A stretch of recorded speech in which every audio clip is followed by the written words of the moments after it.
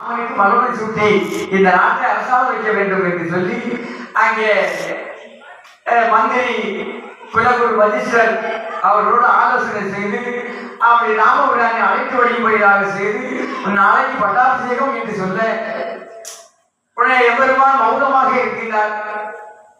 மௌனம் சம்மதத்துக்கு அடையாளம் என்று வஜீஸ்வர் சொல்லி உடனே பட்டாபிஷேகம் அப்படின்னு அறிவிக்கப்படுகிறது. அப்போது அயோத்தி நகரமே விழாக்கோலம் கொண்டது. அப்படி அங்க இருக்க கைகையினுடைய தோழி கூனை மந்திரை என்று சொல்லக்கூடிய கூனியானவள் இந்த ராமனுக்கு நாம் மகனும் சுட்ட விடக்கூடாது என்று கையை இடத்துல வந்து கோலம் ஊற்றார்.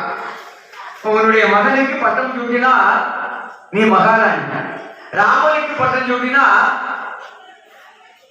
கோசலாம் மகாராணி, நீங்க எல்லாரும் அவர்தான் கை கட்டி நிக்கணும்.